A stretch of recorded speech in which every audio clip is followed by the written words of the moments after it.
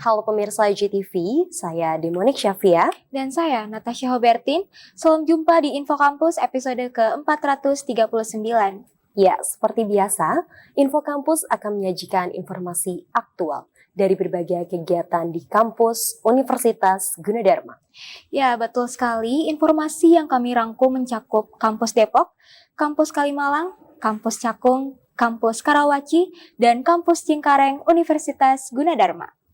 Info Kampus aktual seputar kampus Universitas Gunadarma.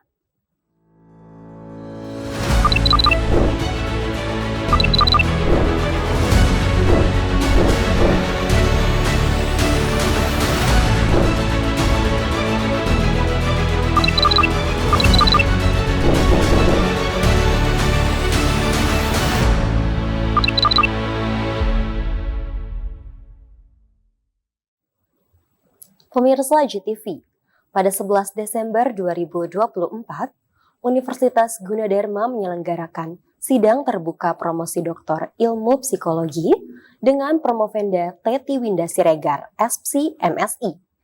Sidang terbuka ini diselenggarakan di Auditorium Kampus F8 Universitas Gunadarma. Dalam sidang terbuka tersebut, Promovenda Teti Winda Siregar berhasil mempertahankan disertasinya di depan para penguji dalam dan penguji luar. Seperti apa jalannya sidang terbuka ini? Berikut liputannya.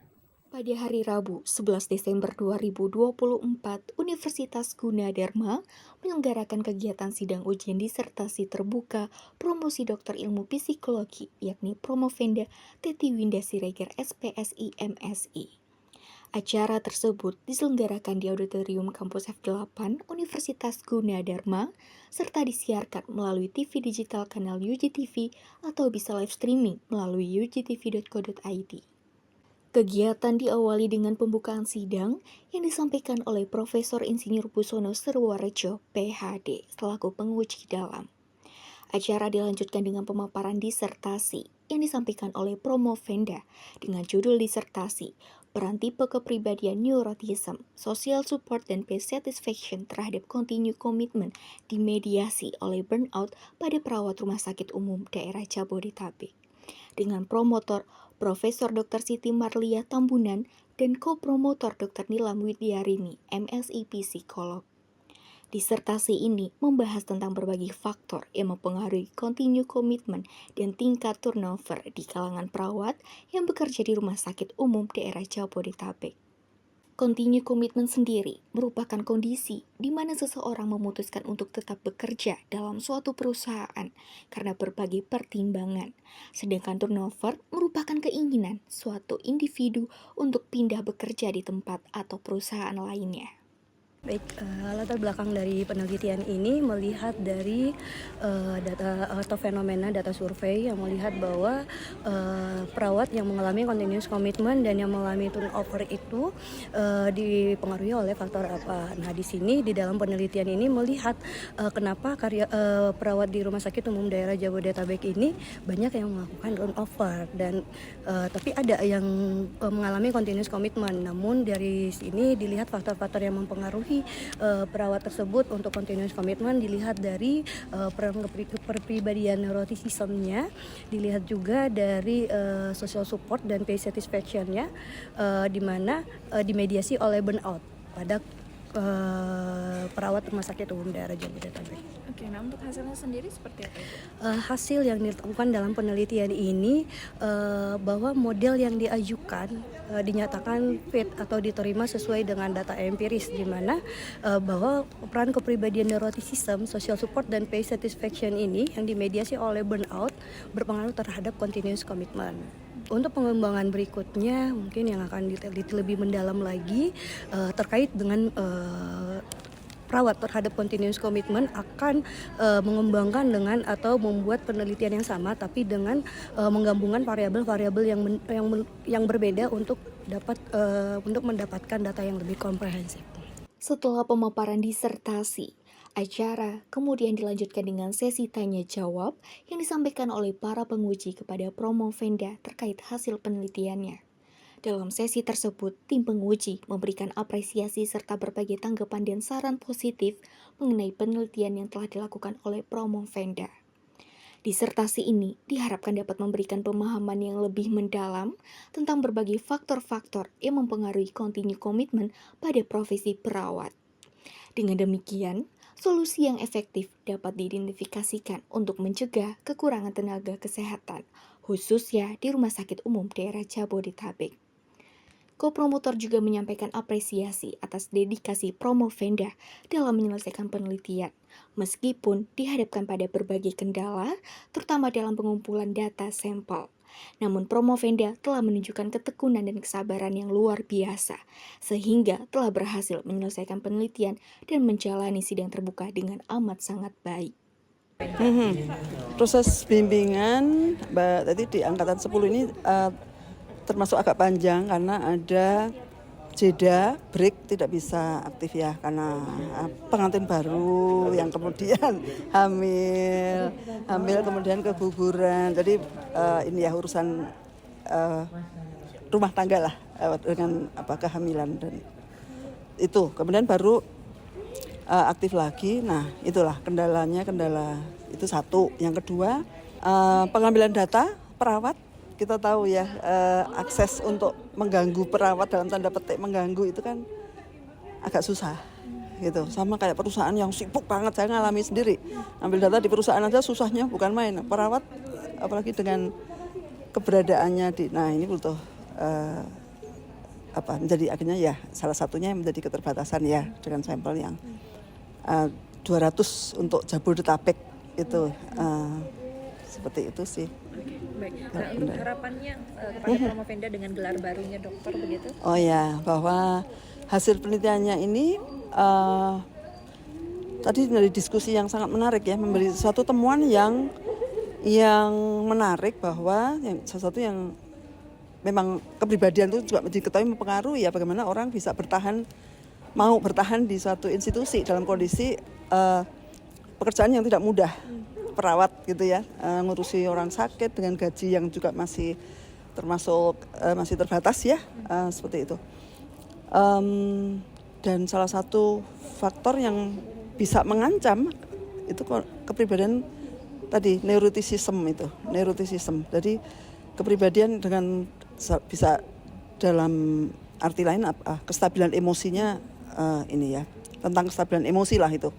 Kalau neuroticism tinggi berarti stabilitas emosinya buruk ya, rendah seperti itu. Nah ini tingkat neuroticism ini kan ternyata ditemukan kategorinya termasuk tinggi kalau dibandingkan dengan norma yang dibuat dari data yang diperoleh ya. Dari data yang diperoleh rentang skor minimum maksimum itu kan dibuat dibuat norma gitu kan. Oh normalnya berapa nih kalau dengan rentang skor terendahnya secara hipotetik itu gimana gitu. Ternyata rata-rata empiriknya posisinya ada di kategori tinggi gitu. Nah ini menjadi sesuatu sumbangan yang artinya apa buat rumah sakit perlu sekali ini memperhatikan hal ini. Perawat kan ujung tombak 60-70% SDM di rumah sakit itu perawat masalahnya.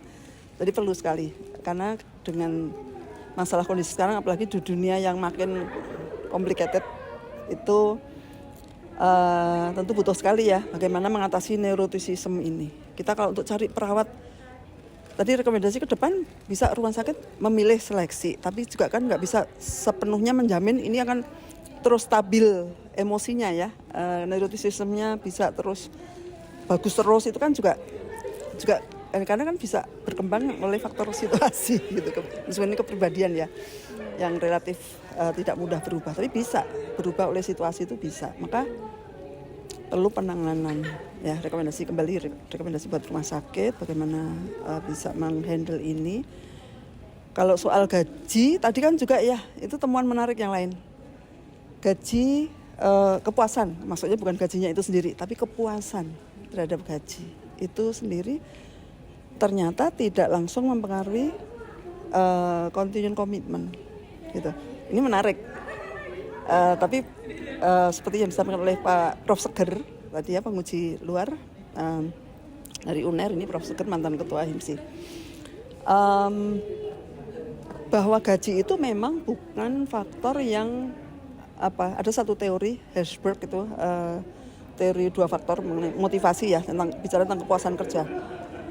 Gaji itu salah satu faktor ekstrinsik, hygiene saja. Jadi ini perannya hanya meniadakan ketidakpuasan, tapi bukan hal yang bisa menimbulkan kepuasan. Karena yang kepuasan itu dari faktor-faktor intrinsik seperti pengalaman tanggung jawab dan sebagainya. Nah itu mungkin buat perawat itu sesuatu banget ya, merasa tanggung jawab, apalagi kalau value-nya memang caring gitu kan ya, seperti itu kan, bahwa melayani sesama itu sebagai nilai yang tinggi misalnya, seperti itu kan ya, gaji relatif nggak bermasalah, yang penting mereka melakukan tanggung jawab, dipercaya, seperti itu ya, dan dapat dukungan juga lah dari pihak rumah sakit. Tentu ini nggak terlalu berpengaruh ternyata begitu. Tapi kan faktor yang mempengaruhi kepuasan terhadap gaji ini tetap diperhatikan ya, karena meniadakan ketidakpuasan.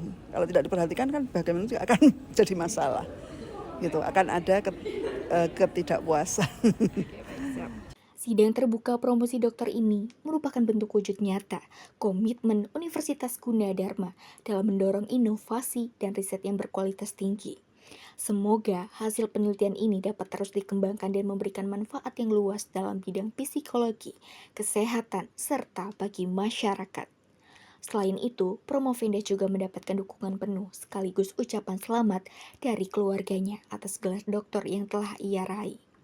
Mereka juga menyampaikan ucapan terima kasih kepada Universitas Gunadarma atas kesempatan yang telah diberikan kepada Promovenda. Baik, dukungan yang diberikan sama keluarga itu adalah yang pertama support ya, tetap kita dukung dia secara internal, secara keluarga yang paling dekat. Tentunya kita selalu menyarankan untuk dia selalu fokus terhadap tugasnya sebagai mahasiswi untuk menyelesaikan program S3-nya ya.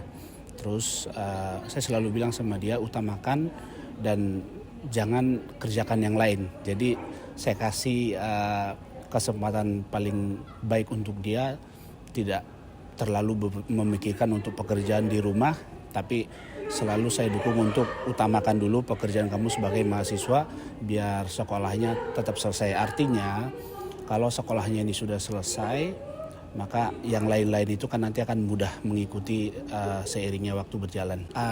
Saya sangat berterima kasih terhadap keluarga besar Gunadarma, terlebih kepada Ibu Rektor sebagai pemilik Gunadarma ya.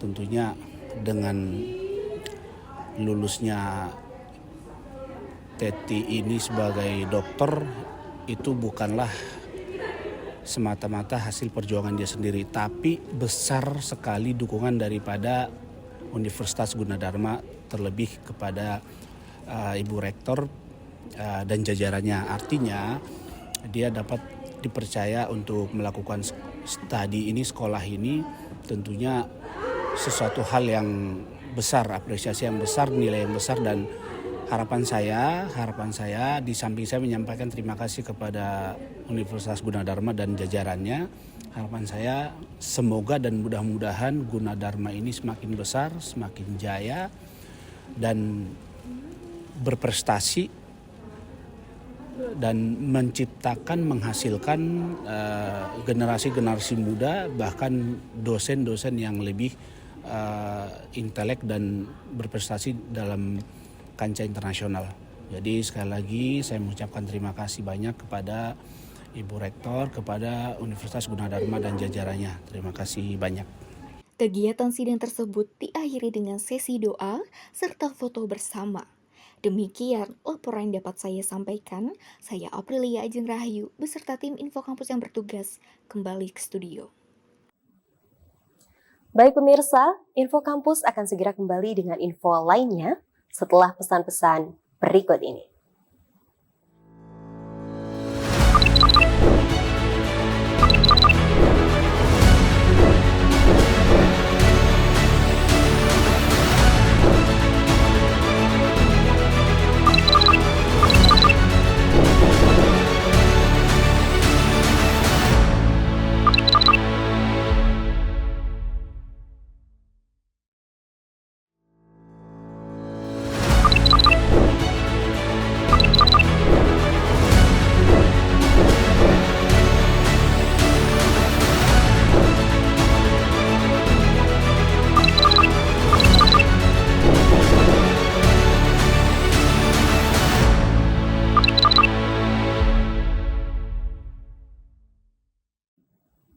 Pemirsa GTV, pada 13 Desember 2024, Universitas Gunadarma kembali menjalankan kegiatan pengabdian kepada masyarakat atau Abdimas di Yayasan Bina Hafiz Lenteng Agung, Jakarta Selatan.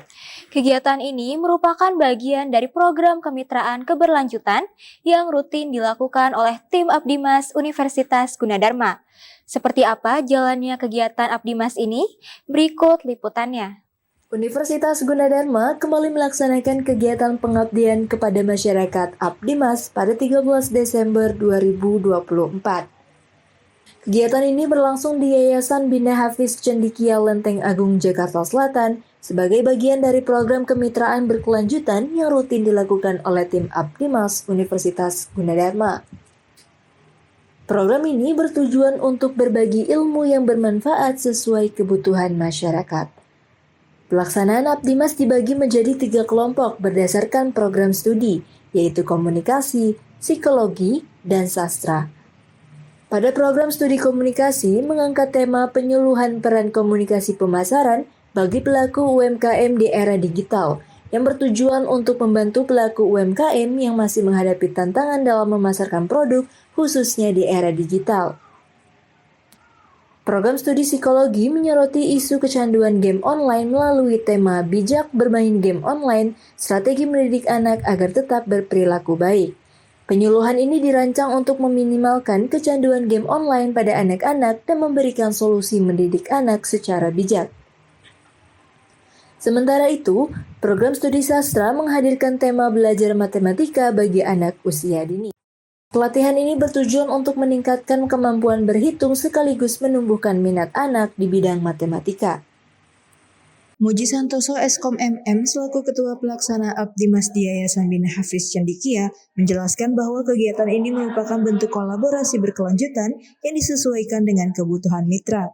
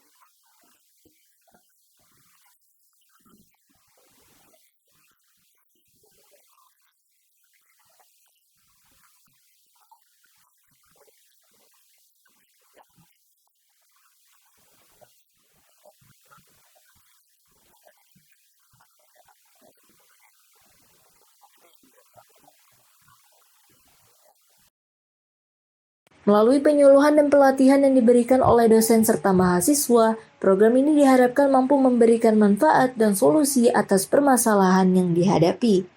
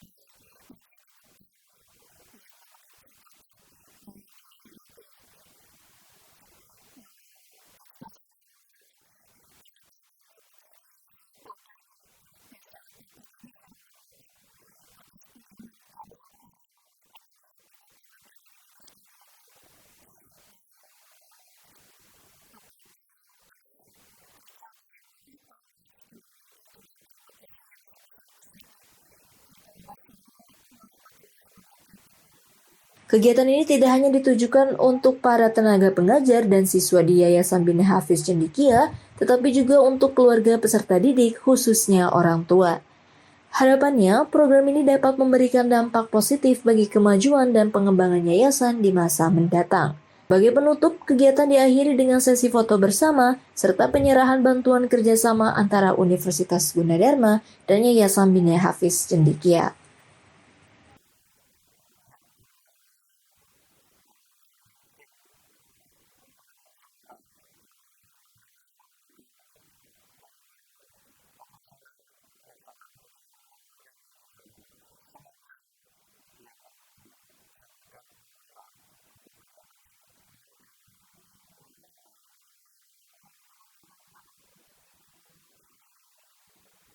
Demikian laporan liputan kali ini bersama saya Amiratul Makia dan tim Info Kampus yang bertugas melaporkan. Baik pemirsa, Info Kampus akan segera kembali dengan info lainnya setelah pesan-pesan berikut ini.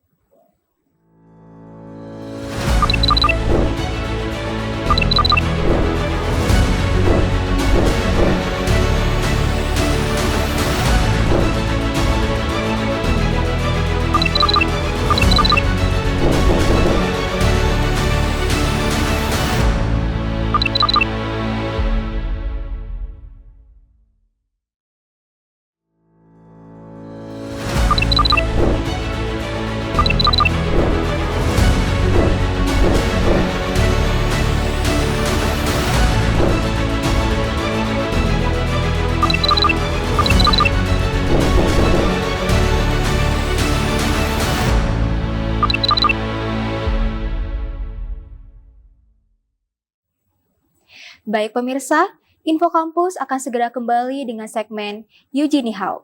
Segmen yang berisi informasi sosial budaya yang dikemas dalam bahasa Mandarin. Ya, betul sekali Natasha. Program ini merupakan produksi dari rekan-rekan di Program Studi Sastra Tiongkok Universitas Gunadarma. Seperti apa liputannya? Mari kita saksikan bersama Yuji Ni Hao.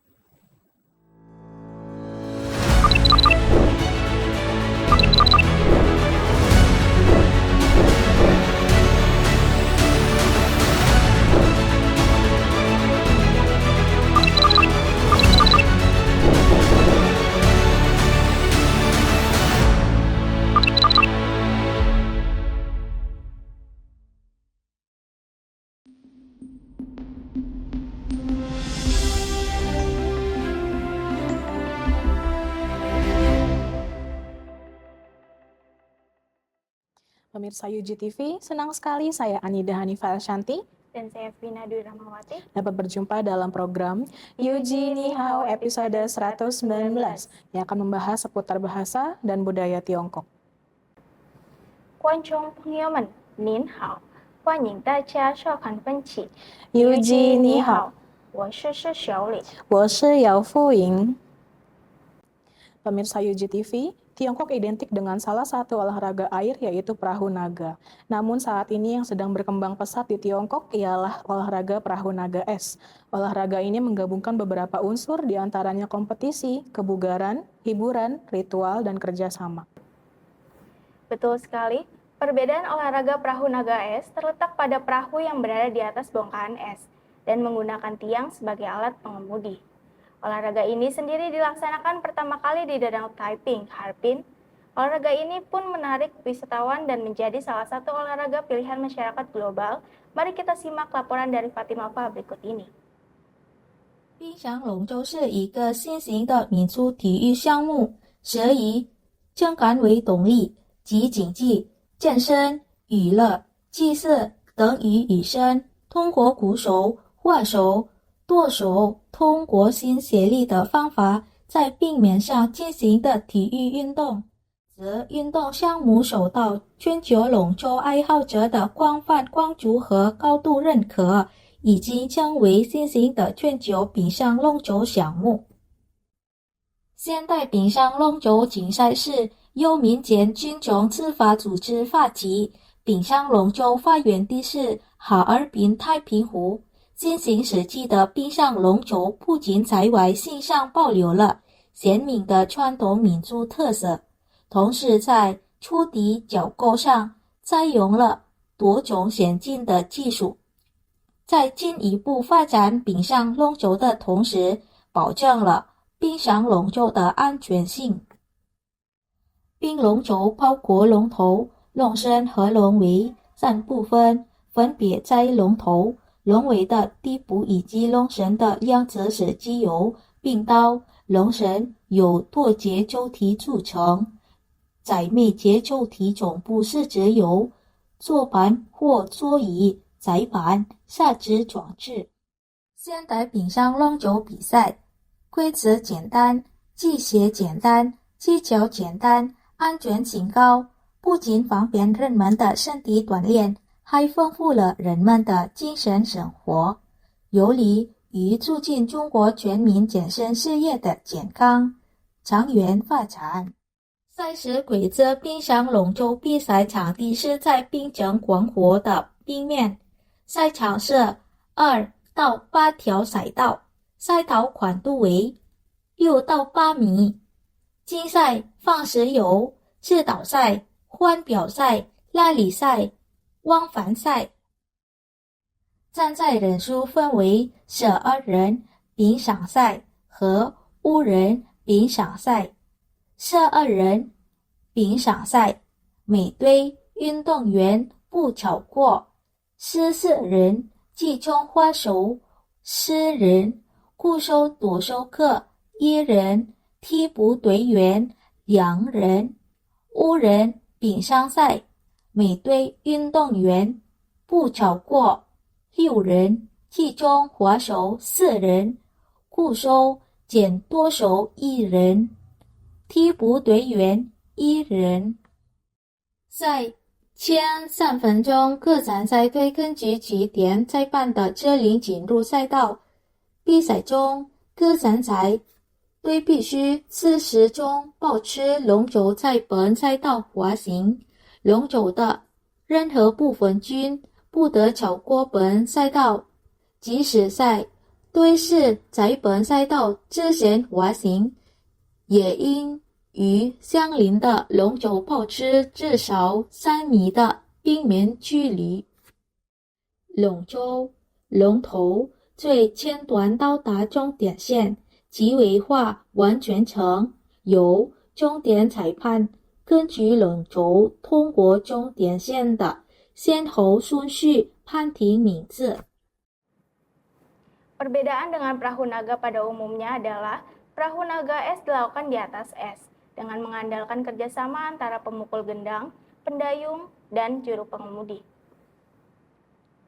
与一般龙舟的区别，冰上龙舟是在冰上进行的，依靠击鼓者划手与舵手的配合。对啊，最初冰上龙舟是由市区执法组织发起，首先在哈尔滨太平湖实施。 Benar sekali, awalnya Perahu Naga Es diprakarsai oleh organisasi spontan masyarakat dan pertama kali dilaksanakan di Danau Taiping, Harbin. Baik pemirsa UGTV, saya Vina Dwi Ramawati Dan saya Anida Hanifah Elsyanti. Kita akhiri Uji Nihoi episode kali ini kembali ke program Info Kampus. 好的，以上是我们预计你好的所有新闻内容，我是姚富莹。我是小李，祝您拥有美好的一天。